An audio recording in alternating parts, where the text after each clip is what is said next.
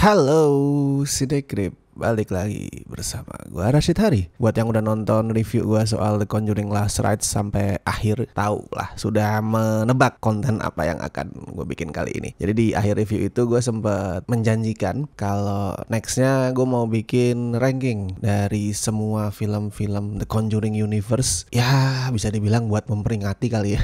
Memperingati karena kemungkinan Last Rites kan bakal jadi film terakhirnya tuh. Nggak tahu kalau kemudian lanjut lagi. Tapi so far kan statusnya itu penutup. Jadi kayak I think worth to celebrate gitu perjalanan sekitar 10 tahun franchise ini dengan gue bikinin ranking semua film-film di universe-nya. Tapi gue warning dulu ya, ini list yang sangat subjektif guys. Jadi nggak perlu lo memusingkan misal film favorit lo kok gue taruh di bawah, atau sebaliknya film yang lo anggap jelek ini gue taruh di atas. Gak usah dipusingkan lah. Ini just for fun aja guys. Lagian Conjuring itu emang rankingnya agak-agak sering kebolak-balik ya. Bolak-balik tuh maksudnya adalah orang-orang itu punya list yang sangat berbeda dari satu sama lain. Kayak sebelum gue take nih, gue sempat ngecek ranking versi ya kritikus atau reviewer siapa gitulah di luar negeri gitu. Gue ngeliat urutannya emang beda semua, dan bedanya nggak cuma 1-2 gitu, kayak sangat-sangat ekstrim. Dan lu juga bisa bagiin ranking versi lo di kolom komentar, silakan. Tidak perlu berantem, tidak perlu ribut. Kita simpen tenaga kita untuk keributan hal lain yang lebih urgent di luar sana ya. Kalau yang ini sekali lagi lah, just for fun aja,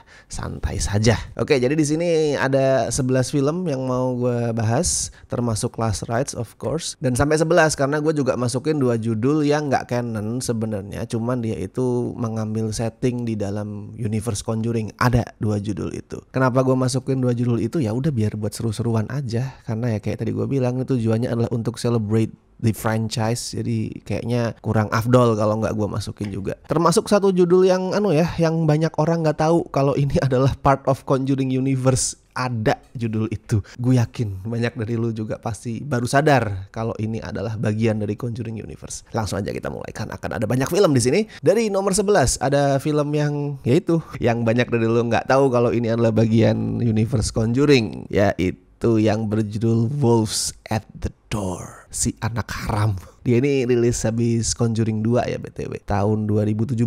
Tapi sempat rilis dulu di India tahun 2016, baru kemudian di US rilis 2017. Itu aja udah aneh buat film Conjuring. Ini dibikin sama John Leonetti. Dia adalah yang ngedirect Annabelle pertama. Sudah bisa mendapatkan gambaran pasti ini film kualitasnya kayak mana. Anjir. Ini jelek banget. Saking jeleknya banyak yang nggak tahu kan.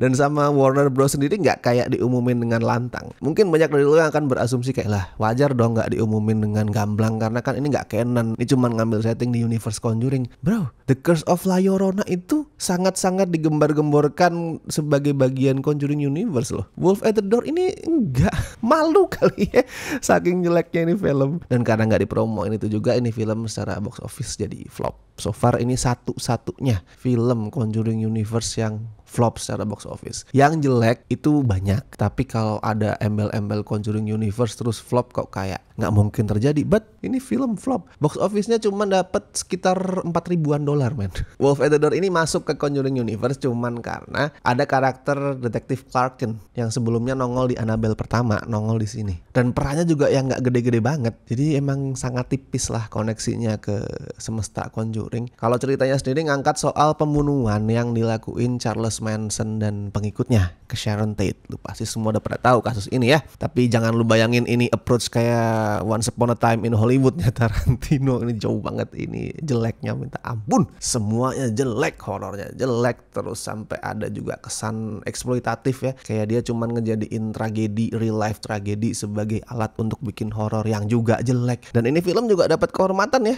sebagai salah satu dari sedikit judul yang berhasil mendapatkan skor 0% di Rotten Tomatoes. Anjir, itu langka sekali guys. Ini makhluk langka. Monggo lah kalau lu tertarik, lu penasaran, pengen tahu sejelek apa, coba aja. Oke, coba gue kasih skor deh. Kalau untuk Wolf at the Door ya gue kasih 2 dari 10.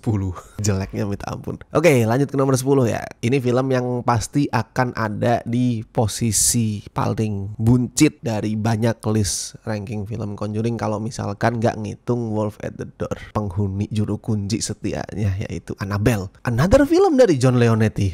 Jadi kayak anjir ini orang hebat ya, dia bisa bikin 2 film jelek secara berurutan tuh. Nggak jauh beda sebenarnya kalau kita ngomongin jeleknya Annabelle sama Wolf at the Door. Mungkin bedanya adalah karena ini lebih dianggap ya bukan anak haram, jadi lebih banyak dikasih resource yang mumpuni dan rada mendingan. Soalnya di era itu tahun berapa ini ya, 2014 kalau nggak salah. Itu kan sosok Annabelle belum terlalu overexposed kayak sekarang tuh. Sekarang anjir di mana-mana ada Annabelle. Kayak Falak juga dulu masih fresh, sekarang di mana-mana Falak tuh. Di Tugu Jogja ada Falak. Tapi di zaman dulu tahun 2014 Annabelle tuh masih fresh, masih creepy, masih anjir nih boneka serem. Nah itu salah satu dari sedikit keunggulan film ini. Masih kerasa creepy bonekanya. Cuman yang gue kesel ya, ini kan spin-off buat Annabelle, tapi si boneka itu kayak pasif banget. Dia tuh cuman duduk nyengir gitu, kadang terbang, nggak banyak ngelakuin sesuatu. Cuman gue suka tuh, ada satu adegan yang gue lumayan suka. Dan sampai sekarang tadi gue ngecek juga, oh it's still good. Itu adegan di saat si Annabelle kecil itu nongol di satu kamar, terus karakter utamanya ada di kamar sebelah, dan tiba-tiba pintu kamarnya nutup, terus kebuka lagi dan si Annabelle udah berubah jadi sosok perempuan dewasa yang nyerang itu, yang wah, itu lumayan ngagetin sih. Itu James Wan banget lah. Tapi sisanya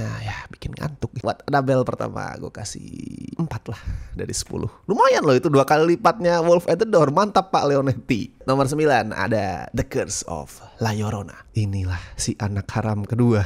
Walaupun gak haram-haram banget yang ini, karena ya kayak tadi gue bilang ya masih lebih diakuin. Dan ini film BTW judul lainnya adalah The Curse of the Weeping Woman ya. Cuman buat gue lebih pas dikasih judul The Curse of the Boring Woman, karena ini membosankan sekali. Gak ada yang terlalu aneh, gak ada yang terlalu bikin gue garu-garu kepala, tapi bikin kantuk. Padahal potensinya gede loh. Kalau lihat ide-idenya sebenarnya itu potensial banget. Ada backstory tragis, ada unsur horor psikologis di sini. Terus acting cast bocilnya juga lumayan ya. Tapi sisanya generik. Gue jadi sempat ngebuka arsip review lawas gue di blog sih tadi. Gue ngebaca review gue sendiri soal Curse of La Llorona ya, buat ngingetin sedikit memori. Dan di situ gue sempat mention kalau gue tuh khawatir sama Conjuring 3 ya, yang kemudian dikasih judul The Devil Made Me Do It tuh. Karena yang pegang adalah Michael Chavez yang ngedirect La Llorona. Dan kejadian kan, Devil Made Me Do It adalah awal dari kejatuhan franchise Conjuring, sayang banget. Ya kalau La Llorona gue kasih skor 5 dari 10 lah. Sedikit peningkatan dari Annabelle. BTW kalau lu pengen nonton cerita La Llorona yang lebih bagus, lu coba cek film yang rilis tahun 2019. Judulnya lebih pendek tuh, La Llorona doang. Itu film horor dari Guatemala. Silakan dicek. Itu horor art house ya, horor art house yang slow burn. Jadi lu jangan expect jump scare jedar-jeder, tapi itu bagus, ceritanya kuat. Silakan lah dicek kalau lu pengen dapetin tontonan alternatif. Next, nomor 8 ada The Nun. Nah, ini kasusnya mirip sama Annabelle. Ekspektasi yang nonton tinggi, termasuk gue juga, karena dia adalah spin-off dari karakter The Myth yang ikonik, which is Falak ini ya. Tapi ekspektasi tinggi itu dengan cepat jatuh ke tanah. Hasilnya mengecewakan. Walaupun ini sama kayak La Llorona sebenarnya, dalam arti potensinya banyak banget. Ada banyak ide-ide unik di sini. Misal settingnya tahun 1952 ya, yang lebih jadul even compare to film-film Conjuring yang juga settingnya agak jadul tuh 70-an, 80-an. Terus dia bukan haunted house kayak kebanyakan judul lain di franchise-nya. Vibe-nya gothic, terus agak ada bumbu action adventure ya di klimaksnya juga. Punya misteri juga yang di awal masih menarik, walaupun makin ke belakang tuh makin dilupain. Ada banyak potensi di sini. Cuman eksekusinya sama sekali nggak bisa memaksimalkan semua potensi tadi. Ini bisa banget jadi bagus. Ya kayak Annabelle gitu. Annabelle gue rasa mau digimana-gimanain juga akan tetap jelek. Tapi The Nun beda. Misalkan lu tetap punya ide cerita yang sama, hal-hal tadi yang udah gue sebutin tetap dipertahanin, tapi film ini punya penulis naskah sama sutradara yang lebih bagus, bisa banget ini hasilnya keren loh. Kalau The Nun gue kasih 5,5 dari 10. Lanjut ke nomor 7, kita langsung masuk ke sequelnya, yaitu The Nun 2. Kali ini dipegang sama dedengkotnya Conjuring, bukan James Wan.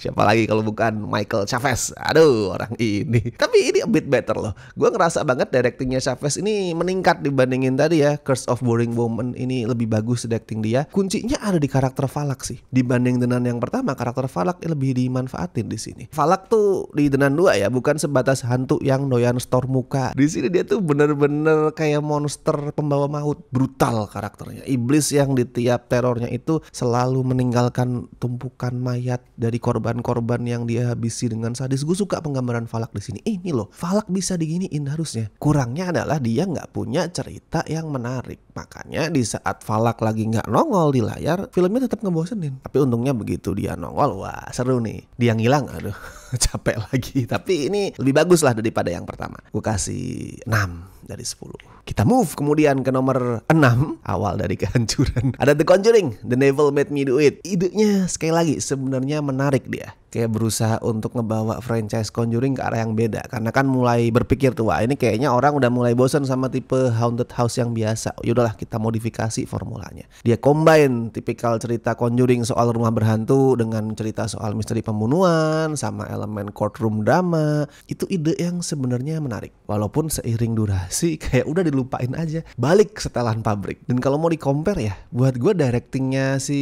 the one and only Michael Pepes itu masih lebih bagus di The Nun 2 loh. Di sini tuh kayak apa ya? Mungkin dia terbeban kali ya. Gue harus jadi the next James Wan nih. Nah, dia tiru tuh directingnya James Wan. Jadi nggak kayak diri sendiri. Adegannya sering terlalu gelap kayak horor Indo. Terus kameranya tuh geter-geter kayak orang lagi kejang. Lebih serem gue ngedengerin rekaman suara real ya dari Warren Families di ending daripada filmnya. Gue taruh sedikit lebih tinggi dari The Nun 2 ya. Walaupun gue anggap directingnya si Pepes tuh bagusan di The Nun 2 adalah karena di luar persoalan itu ya The Devil Made Me Do It ini jelas lebih solid. Ini adalah film utama dari franchise-nya. Jadi semua hal lainnya tuh digarap dengan lebih serius juga. Lebih ada ceritanya, acting pemainnya lebih kuat jelas ya. Vera Farmiga, Patrick Wilson semuanya bagus. Kalau skornya ya gue kasih 6 dari 10 lah. Sama kayak sebelumnya. Lanjut nomor 5 ada yang paling baru yaitu The Conjuring Last Rites. Tapi ini gak mau gue bahas panjang lebar lah. Udah gue review di video sendiri. Jadi silakan kalian cek video itu. Intinya mah harusnya buat penutup ini James Wan balik lagi. Skornya seperti yang di video review ya, 6 dari 10. Oke, masuk ke nomor 4. Ini mungkin adalah pilihan gue yang paling tidak populer, yaitu ada Annabelle Comes Home. Unpopular opinion ini gue tahu. Pasti banyak yang akan nempatin film ini jauh di bawah. And it's fine. Karena buat gue sendiri sebenarnya ranking 4 ini, yang ini sampai ranking 7 itu gak jauh beda kok. Kayak dibolak-balik juga silakan lah. Cuman di Comes Home gue lebih suka karena monsternya tuh keren. Banyak dan keren. Ada hantu pengantin lah yang bawa pisau itu. Terus ada iblis bertanduk, ada werewolf, ada apa lagi tuh. Karakter The Ferryman ya yang terinspirasi dari Sharon, mitologi Yunani. Sisanya sih ya generic. Monsternya keren loh. Gue sudah sempat ngebayangin ini kalau dibikin spin-off banyak banget nih kayaknya nih. Cuman itu ide yang di cancel ya sepertinya karena era shared universe ala-ala Marvel itu sudah lewat. Ya kalau ini bisa gue kasih 6,5 dari 10. Nomor 3 ada The Conjuring yang kedua. Gue udah sempat sedikit ngebahas soal style directing horornya James Wan ya di review soal Last Rites kemarin, gimana jump scare dia itu keren karena hantunya proaktif, nggak yang males-malesan. Nah di sini kelihatan banget lah elemen itu. Seru filmnya. Sama part terbaiknya jelas ini gimana elemen romance Ed sama Lorraine Warren itu semakin dikedepankan, yang akhirnya malah jadi pondasi utama franchise Conjuring ya ke depannya. Ending pakai lagu Can't Help Falling in Love itu manis sekali. Gue dulu nonton di Spear X tuh CGV dan gue nangis nonton adegan itu, kayak nggak expect. Wah, setelah battle lawan Falak ditutup dengan adegan dansa semanis ini, gue nangis waktu itu. Bagus. Gue kasih ya 7,5 dari 10. Kurangnya cuma 1. Conjuring 2 ini kepanjangan, durasinya 2 jam lebih. Padahal Conjuring yang pertama tuh nggak nyampe 2 jam seingat gue, kayak sekitar 15-20 menit lebih panjang lah dari yang pertama. Andaikan ditrim sedikit jauh lebih bagus. Dan di nomor 2 ada Annabelle Creation.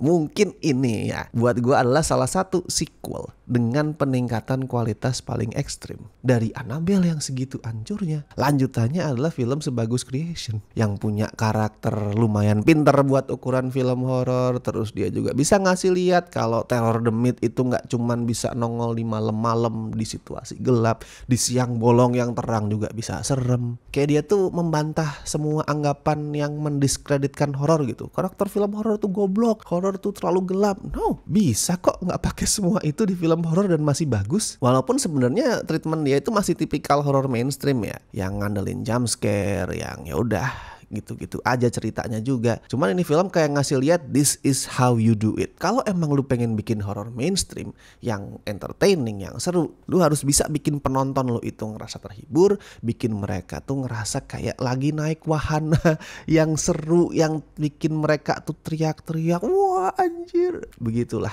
Annabelle Creation. BTW ini yang direct David F. Sandberg ya, yang bikin Lights Out, terus Shazam, Until Dawn. Mungkin orang ini harusnya yang ngambil tongkat estafet dari James Wan, bukannya si Michael Pepes. Gue nggak tahu kenapa. Mungkin udah terlanjur direkrut sama itu DC kali ya. Kalau misalkan James Wan nggak bisa balik lagi ngedirect Conjuring, pilihan gue David F. Sandberg. Kalau skor buat Annabelle Creation, gue kasih solid 8 from 10. Dan nomor satunya apalagi lah kalau bukan The Conjuring yang pertama. Nggak perlu gue bahas panjang, udah banyak banget review tertulis ataupun video review, video esai yang ngebahas soal film ini. Silakan lu cek sendiri lah, gue nggak perlu panjang lebar bahasnya. Gue cuman mau cerita dikit aja nih kalau ngomongin Conjuring. Ini film kan rilis tahun 2013 ya, dan dulu tuh gue masih menganut paham anti trailer.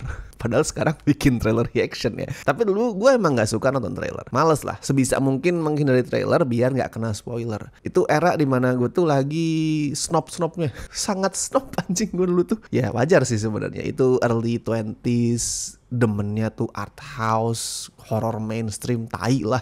Mikirnya kayak gitu. Makanya gue juga males nonton trailer Conjuring. Cuman penasaran kan, karena kok reviewnya bagus tuh. Gue tonton lah Conjuring tanpa banyak ekspektasi, tanpa tahu soal adegan-adegan di trailernya gimana. Dan datanglah adegan itu. Adegan di saat si karakter utamanya ya, si ibu itu masuk ke basement, nyalain korek, mati koreknya. Gue udah expect waktu itu, ini keluar muka hantu nih di belakang dia.